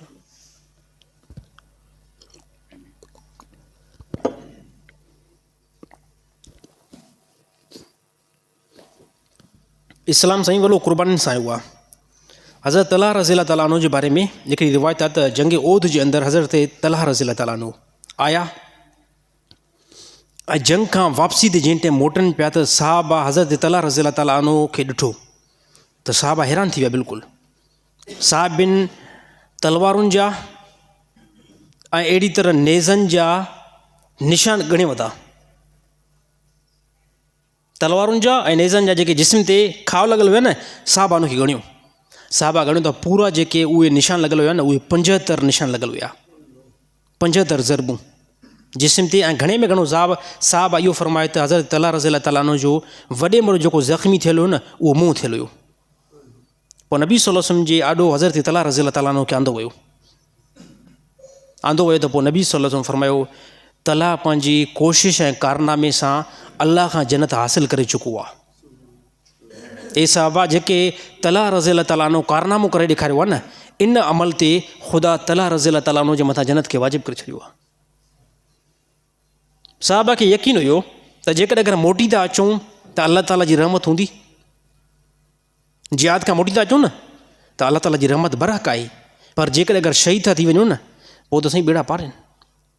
नबी जी मौजूदगी जे अंदरि नबी असां सां गॾु मौजूदु आहिनि, ऐं नबी जी मौजूदगी में जेकॾहिं अगरि शहीद थी वञूं त इहो मामिलो ज़बरदस्तु आहे। पोइ साहबा बिस्मिल्लाह करे मैदान जिहाद में लही पिया पवनि ऐं अल्लाह ताला फ़ज़ीलत बयानु कई। नबी सल्लल्लाहु अलैहि वसल्लम फरमायो, ए साहबा 3 अखियुनि जे मथां ख़ुदा जनम जी बाहि खे हराम करे छॾियो आहे। 3 अहिड़े क़िस्म जूं अखियूं आहिनि जंहिंजे मथां ख़ुदा जनम जी बाहि खे हराम करे छॾियो आहे। 1 नंबर ते नबी सल्लल्लाहु अलैहि वसल्लम फरमायो, उहा अखि जेकी अल्लाह ताला जे रस्ते में राति जो पहिरो ॾिए थी, यानी चौंकी ॾिए थी, उन में फस्ट नंबर अल्लाह जो रस्तो जेको अज़ीम आहे न, पहिरें नंबर ते उहो मैदान जिहाद आहे। हा, मैदान जिहाद असली जेकी इहा फ़ज़ीलत आई आहे न, उहा मैदान जिहाद जी आहे। बाक़ी उन सां गॾु गॾु ॿिए कंहिं दीन जे कमनि में बि उनखे कंपेयर करे सघो था। मसलन तौरु तबलीग जमायत आहे, उते जेके हज़रत पहिरो ॾींदा आहिनि, उमेद आहे अल्लाह ताला इन्हनि खे बि वॾी नेकी ॾींदो। पर हे जेकी नबी जो कोल आयो आहे न, इहो ख़ासि जेको आहे जिहाद सां ई। बाक़ी इन खां बाद में तबलीग बि अल्लाह जो रस्तो आहे, मदरसे में पढ़ण बि अल्लाह जो रस्तो आहे, वाइज़ो नसीहत ते तव्हां सफ़र कयो था, इहो बि अल्लाह जो रस्तो आहे। असली जेकी इहा नबी सल्लल्लाहु अलैहि वसल्लम फ़ज़ीलत बयानु कई, उहा मैदान जिहाद वारी आहे। उते राति जो अल्लाह ताला जे रस्ते में पहिरो ॾिए। 1 नंबर ते फरमायो, उहा अखि जेकी अल्लाह जे रस्ते में पहिरो ॾिए, चौंकी ॾिए, साहबा इन जे मथां अल्लाह ताला जनम जी बाहि हराम कई आहे। 2 नंबर ते फरमायो, उहा अखि जेकी राति जो जागी करे क़ुर जे आॾो वेठी हुजे, इन जे मथां ख़ुदा जनम जी बाहि हराम कई आहे। ऐं 3 नंबर ते फरमायो, ए साहबा उहा अखि जेकी कंहिं न कंहिं मौक़े ते, हालांकि इंसान सभु गुनाहगार आहियूं, कंहिं न कंहिं मौक़े ते हिन खे पंहिंजो गुनाह यादि अची वियो ऐं पंहिंजे मुंहं सां अल्लाह जे आॾो रोए थो, या अल्लाह तूं मूंखे पैदा कयो आहे ऐं मां इंतिहाई वॾो गुनाहगार आहियां ऐं मुंहिंजा गुनाह एतिरा आहिनि जेके बिल्कुलु तुंहिंजे ॾाढो ज़ाहिर आहिनि, पर मूंखे या अल्लाह तोखां ख़ौफ़ थो थिए। नबी सल्लल्लाहु अलैहि वसल्लम फरमायो, अल्लाह जे ख़ौफ़ खां कंहिं बि हिसे में कुंड में अल्लाह जे ॾाढो रुनो, ऐं फरमायो त सिर्फ़ु एतिरो ई रुनो जो उहो पाणी अखियुनि ताईं रहिजी वियो, एतिरियूं अखियूं भरिजी आयूं। फरमायो इन जे मथां बि अल्लाह ताला, इन अखि जे मथां बि ख़ुदा जनम जी बाहि हराम थो करे छॾे। तमामु बार दोस्तो, इहे उहे तरीक़ा आहिनि जेके नबी सल्लल्लाहु अलैहि वसल्लम बयानु करे ॿुधाया आहिनि असांखे। दीन ते हलंदासीं पंहिंजी भलाई आहे, दीन ते न हलंदासीं नुक़सानु थींदो। ऐं हिकु ज़रूरी ऐलान कयां पियो त तबलीगी इज्तिमा लाड़काणे जे अंदरि मां सम्झां थो तव्हांजे लाइ त अलाह ताला हिकु नेमत बनाई आहे, ख़ासि करे जेके लाड़काणे जे इर्द गिर्द में शहर आहिनि। तबलीगी इज्तिमा 12 फरवरी असर नमाज़ खां बाद में लाड़काना जे बाईपास तां शुरू थिए थो। हाणे उन जूं तयारियूं ज़ोर शोर सां हलनि थियूं त तमामु जेके नौजवान आहिनि उहे उते शिरकत लाज़मी कनि। तमामु वॾा माण्हू परे परे खां ट्रेवल करे सफ़र करे इन मुबारक जेको आहे महिनत में शिरकत कंदा आहिनि। त असांखे त साईं 40 किलोमीटर परे आहे शहरदकोट खां, ईअं असां घणो आहे 40 किलोमीटर 50 किलोमीटर। त कहिड़ा कहिड़ा साथी हलंदा? असां हितां वेगन कढूं पिया, पंहिंजे मस्जिद खां वेगन कढूं पिया, पोइ जंहिं बि साथी खे मां चवां थो सभु हलो अलहमदुलिल्लाह। असां जेको आहे 2 वेगनियूं करायूं, पोइ 3 वेगनियूं करायूं, अगरि एतिरियूं न कराए सघूं कम से कम हिकिड़ी त करायूं साईं। वेगन ते ऐं किरायो बि इंतिहाई घटि आहे। हूअं त असां ॾिसो रायवंड ते वञूं था 15,000 खनि लॻी था वञनि, ऐं हिते असां ईअं सम्झो मथे हिसाब करे ॿुधायो पोइ 2,000 पैदा अचनि। इन में खाधो पीतो बि इन में ऐं किरायो बि इन में वापसी ताईं, त 2,000 बिल्कुलु थोरा आहिनि। त बढ़िया ईअं से बढ़िया न 12 फरवरी खां वठी करे 13, 14 छंछरु ते दुआ आहे इनशाअल्लाह। छंछरु ते दुआ आहे। तमामु साथी जेके वीडियो जे ज़रिए सां ॿुधनि उहे बि शिरकत कनि। शहदादकोट वारा जेके इंटे मस्जिद में मौजूदु आहिनि इहे बि हलण जी शिरकत कनि। ऐं अलाह जो रस्तो आहे, यकीन तौर ते इन में वॾी इस्लाह थींदी। अलाह ताला अमल करण जी तौफ़ीक़ अता फ़रमाए।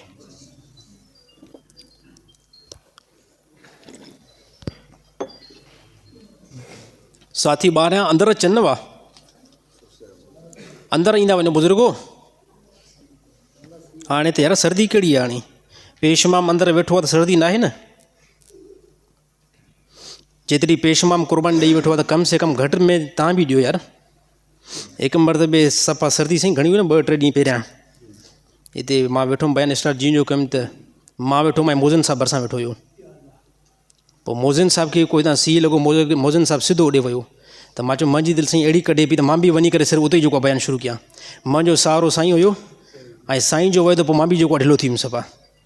त साईं सर्दी सभिनी खे बि लॻंदी आहे। दुनिया में कुझु करण जे लाइ, अलाह खे राज़ी करण जे लाइ कुझु कोशिशि त करणी पवंदी न।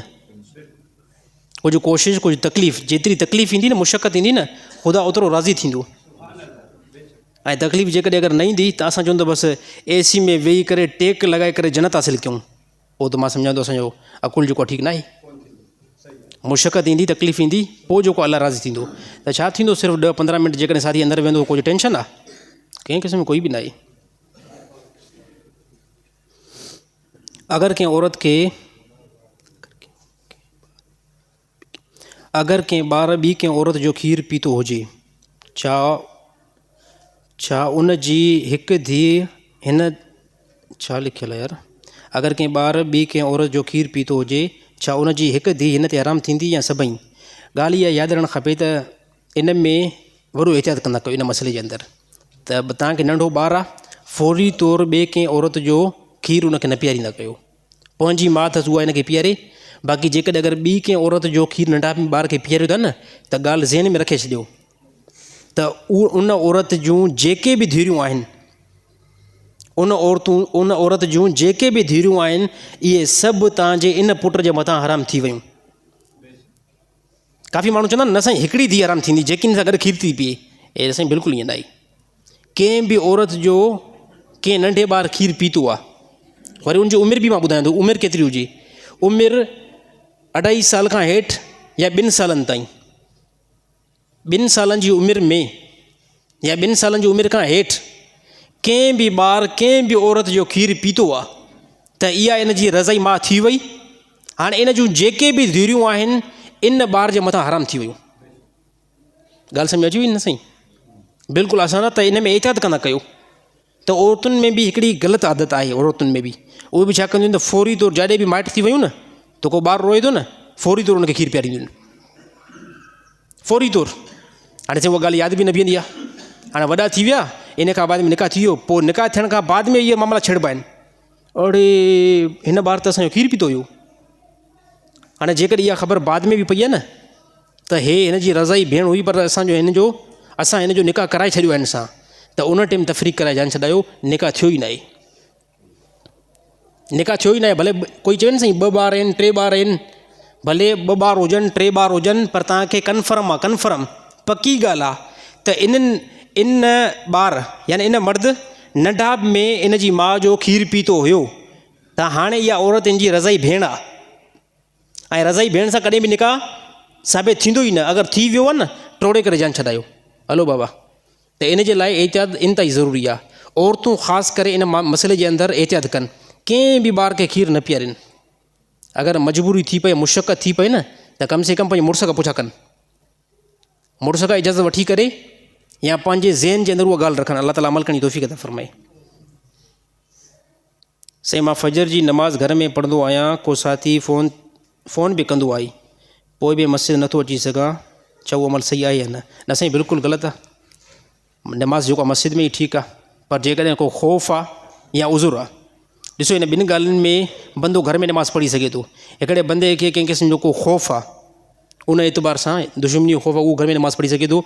या अहिड़ी तरह को उज़ुर आहे, उज़ुर यानी हली नथो सघे, घुमी नथो सघे, या एतिरी सर्दी आहे जो ॿाहिरि निकिरंदो उनखे अधरंग थींदो, उन सूरत में उहो घर में नमाज़ पढ़े त कोई बि हर्ज न आहे।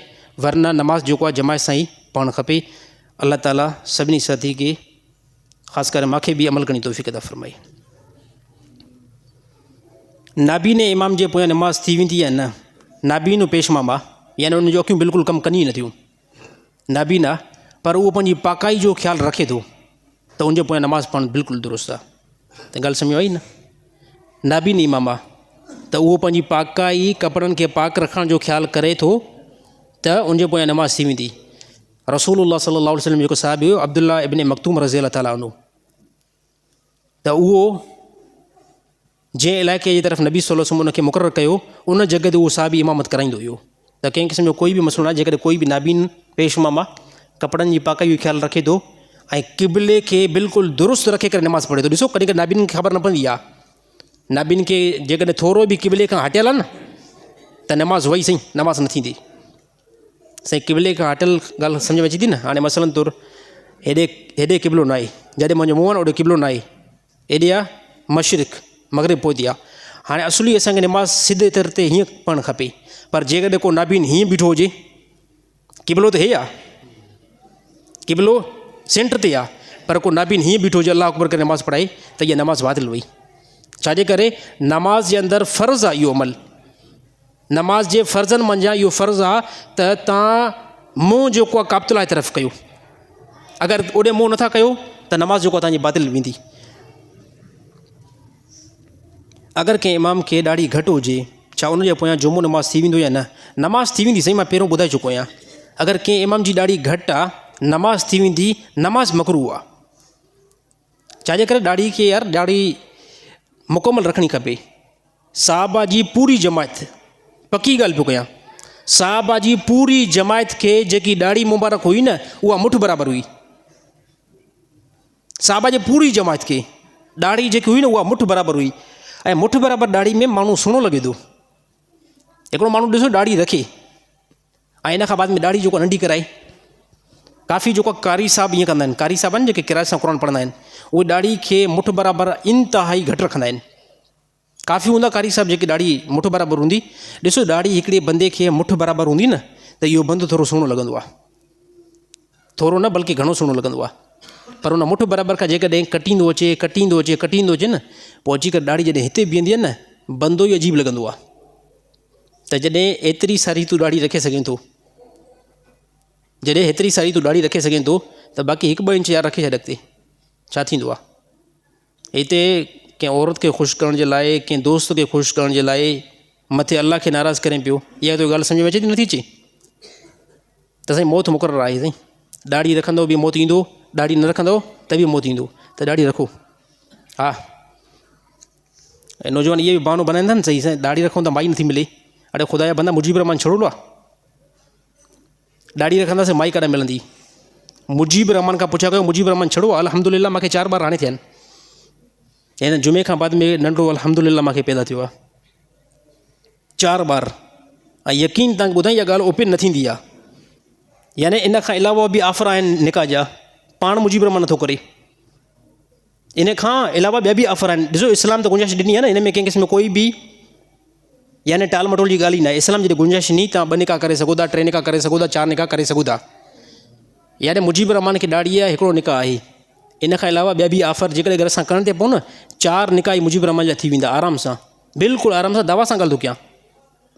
त हे असां नौजवान जो बहानो आहे न त ॾाढी रखंदासीं माई केरु ॾींदो, त मुजीब रहमान खे माई केरु ॾिनी आहे? हे शदाद कोट जे अंदरि जेके मौलवी आहिनि इन्हनि खे मायूं केरु ॾिनियूं आहिनि? मौलवियुनि जूं अक्सर निकाह जेके थियल न उहे 3-3 4-4 थियल अथव। जेके ॾाढी कटियल उन्हनि जा कंहिं जा 2 निकाह हूंदा, 3 निकाह हूंदा। अक्सर जेके ज़्यादा में ज़्यादा निकाह थियल आहिनि न उहे मौलवियुनि जा थियल आहिनि। त जेकॾहिं ॾाढी ते अगरि माई न मिली आहे न त दुनिया में सभ खां पहिरियां यतीम जेको हुजे न हिकु मौलवी हुजे हा। पर इहो मौलवियुनि खे 20 ॿार 30 ॿार, मुफ़्ती तारिक मसूद खे 20 ॿार थी विया अथव। 20 ॿार मुफ़्ती तारिक मसूद साहिब खे। 19 हुयुसि पोएं साल, मां सम्झा हिन साल 3 खनि ॿिया बि अलाह जे फज़ूल सां थी विया हूंदसि। 4 मायूं 20 ॿार, यार अलाह हलाए थो। पर साईं ॻाल्हि ॿुधो, 4 मां जेको ॿुधायां थो न मथां वुसत न हुजे, ईअं ॻाल्हि करण ते जेको शुरू थी वञो न कजो। ॾिसो बैंक ॾिसो, बैलेंस ॾिसो, राश ॾिसो, पोइ जेको आहे कजो। ईअं न हिकिड़े हर मां जेको आहे हिकिड़ी शादी कई कंहिं मौलवी खां अलाए छा ॿुधाई, चए 2-3 निकाह कर, कोई मसइलो न आहे। ॿियो निकाह साईं फौरी तौरु न कयो, फौरी तौरु कयो।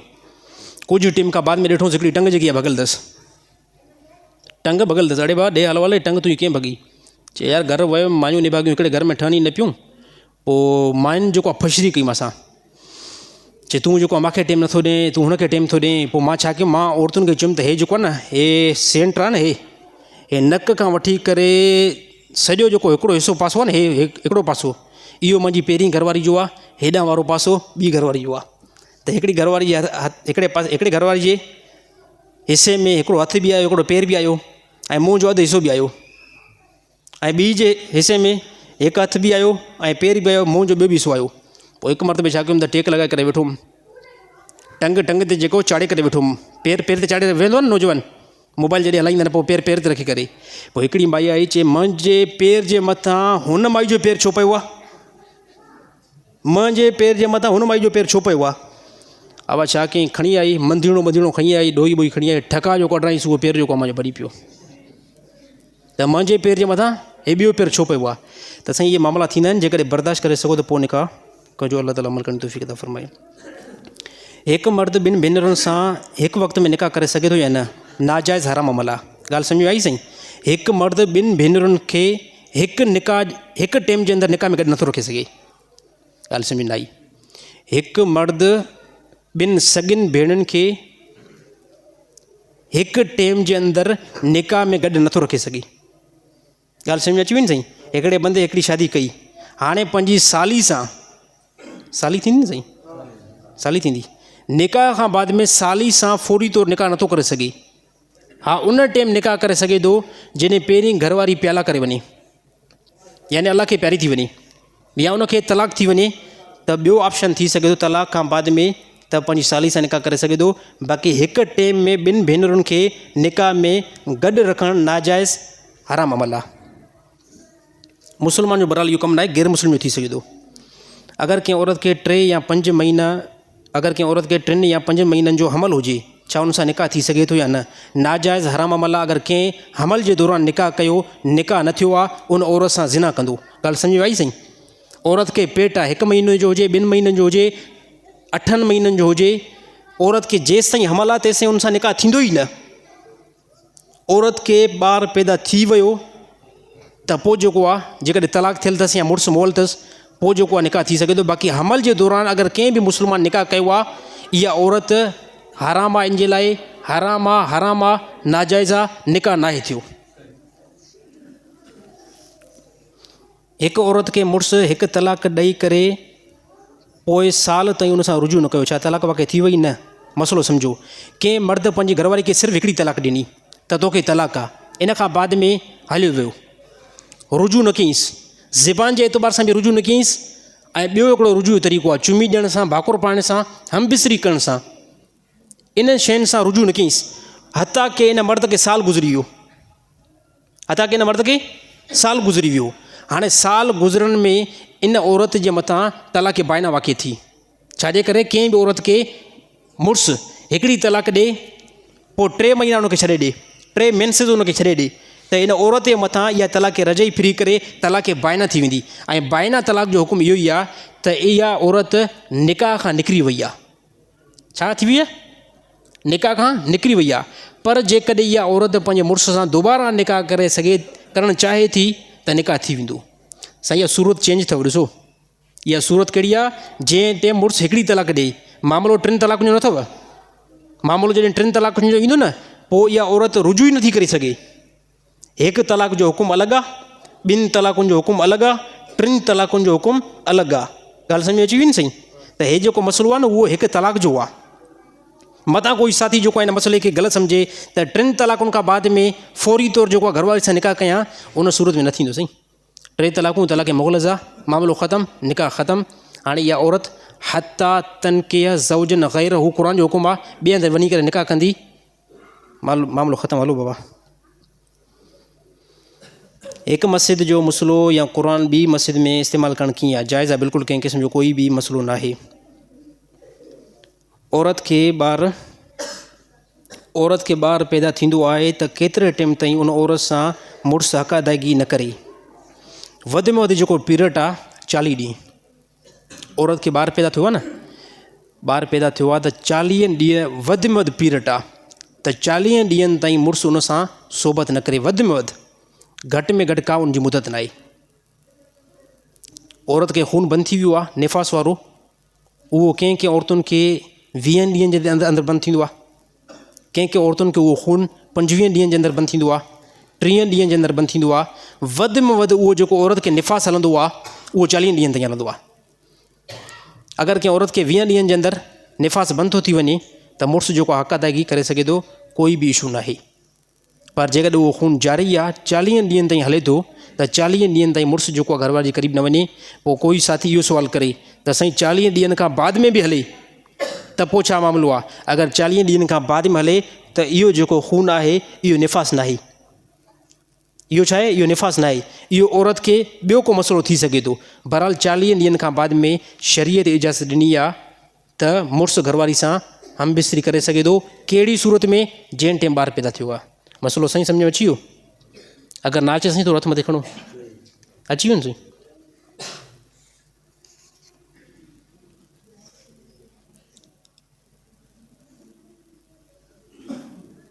सफ़र केतिरे किलोमीटर ते थी सघे थो? 48 मील। सफ़री नमाज़ जेको शुरू कई वेंदी न, हाणे मसलन तुर कंहिं बंदे जो इरादो आहे, कंहिं बंदे जो इरादो आहे त मां वञा थो लाड़काणी, त सफ़र न थींदो। छाजे करे? लाड़काणो 45 किलोमीटर आहे या 50 किलोमीटर आहे। कंहिं बंदे जो इरादो आहे सखर, हाणे सखर असांखां घटि में घटि 100 किलोमीटर परे आहे। त सफ़र केतिरो परे वञण ते सफ़र स्टार्ट थींदो? सुवाल इहो आहे, केतिरो परे वञण ते सफ़र स्टार्ट थींदो? साईं एतिरो परे वञण ते सफ़र स्टार्ट थींदो, शरीयत में 48 मील आहिनि। ऐं उन 48 मील खे जेकॾहिं असां कैलकुलेट कयूं था अंग्रेज़ी किलोमीटर ते, त पोइ बीहनि था 77.5 किलोमीटर। 77.5 किलोमीटर अगरि कोई बि मुसलमान उनजो इरादो आहे वञण ते अॻिते, घटि में घटि 77.5 किलोमीटर, त उहो बसि पंहिंजी फिना खां निकिरंदो, पंहिंजे शहर खां निकिरंदो, पोइ अॻिते 3 किलोमीटर वियो, उतां ई सफ़र नमाज़ स्टार्ट करे पढ़ंदो। सही ॻाल्हि सम्झ में अची वई? लॻे थो न आई आहे? त सफ़र नमाज़ केतिरे किलोमीटर ते स्टार्ट कई वेंदी? घणा साईं? न साईं 77.5 किलोमीटर। हाणे मसइला तुर कंहिं बंदे जो इरादो आहे त मां सखर थो वञा, हाणे साईं सखर मां ॿुधाए चुकुमि न 100 किलोमीटर आहे। हाणे हे त अञा 25 किलो वधी विया न, त वधनि भले कोई मसइलो न आहे। 100 किलोमीटर वधी वञे, 200 किलोमीटर वधी वञे, त घटि में घटि जेको आहे न 77.5 किलोमीटर हुजे। 77.5 किलोमीटर घटि में घटि आहे, त हाणे इहो शरई सफ़र आहे। हाणे तव्हां पंहिंजे शहर खां निकितव, पंहिंजे फिना खां निकितव, हाणे तव्हां वञी करे ॿाहिरि जेको आहे सफ़र नमाज़ स्टार्ट करे छॾींदव। अलाह ताला अमल करण जी तौफ़ीक़ अता फ़रमाए। अच्छा, हिकु ॿ मसइलो साईं ज़रूरी, हिकिड़ो जेको आहे मुस्लमान जे अंदरि हिकिड़ी जेकी ॻाल्हि जेकी आहे उनजो तमामु मुस्लमान घणो ख़्यालु कनि, रस्ते ते हलण जे दौरान कोई बि मुस्लमान का शइ न खाई। इहा आदाब खां ख़िलाफ़ु आहे बिल्कुलु। रस्ते ते हले थो, पैदल हले थो, त हथ में हलीमा उहो खाईंदो वञे थो, हथ में जेको आहे कमंद आहे उहो खाईंदो वञे थो, हथ में बिल फ़र्ज़ केक आहे उहो खाईंदो वञे थो। ऐं मुस्लमान जो तरीक़ो न आहे। सफ़र में, सफ़र गाॾी आहे ॿी ॻाल्हि आहे, पैदल जेको असां पंधु घुमंदा घुमंदा वञूं था न त को मुस्लमान हलीम खाईंदो वञे थो रस्ते ते, ख़ासि करे ॿियनि खे छॾे ॾियो, ख़ासि करे जेके नमाज़ियूं न असां जेको रुकिजी वञूं, हलण जे दौरान रस्ते सां का बि शइ खाओ न, कमंद हुजे, पीस हुजे, बिरयानी हुजे, इंतिहाई इन जो एहतियात कयो। उलमा इन खे फासिक करार ॾिनो आहे त जेको रस्ते सां पैदल हलण जे दौरान का शइ खाए। हिकु नंबर ते इहो। ॿिए नंबर ते जेकॾहिं कोई बि इबादत में मशगूल आहे, असांजी रूटीन बणियल आहे, अस्सलाम वालेकुम अस्सलाम वालेकुम, ॾिसो कोई बंदो क़ुरान थो पढ़े, सलाम न ॾियो। कोई बंदो नमाज़ थो पढ़े, सलाम न ॾियो। कोई बंदो क़ुरान हकीम जो मुतालो करे थो, हदीस पढ़े थो, सलाम न ॾियो। हाली उते वञी करे क़रीब में विहो, उहो फ़ारिग थिए, पोइ चओ अस्सलाम वालेकुम। हे आदाब आहिनि, इहे आदाब असांखे सिखणा आहिनि। टे नंबर ते असांजा काफ़ी जेको मुस्लमान, ख़ासि करे मस्जिद में इहो वाक़ियो काफ़ी पेश थो अचे, उतां वज़ू करे बिल्कुलु हथ आला लॻा पिया आहिनि। आला हथ कंहिंखे ॾियणु इहा आदाब खां ख़िलाफ़ु आहे। आला हथ इंसान खे किरब लॻंदी आहे इन खां। हालांकि असां कंहिं बि जमायती खे हिन टाइम ताईं मां न चयो आहे, छाजे करे मूं त चवणु ग़लति आहे। बाक़ी हिन टाइम मेंबर ते कंहिं हिकिड़ी जी ॻाल्हि न आई, सभिनी जे लाइ मैसेज आहे त वज़ू कयो, इन खां बाद में रूमाल आहे, हथनि खे चङी तरह सॼे हथनि खे सुकाए करे ऐं पोइ जेको आहे अॻिले कंहिं पेशमाम खे, कंहिं जमायती खे हथु ॾिनो वञे।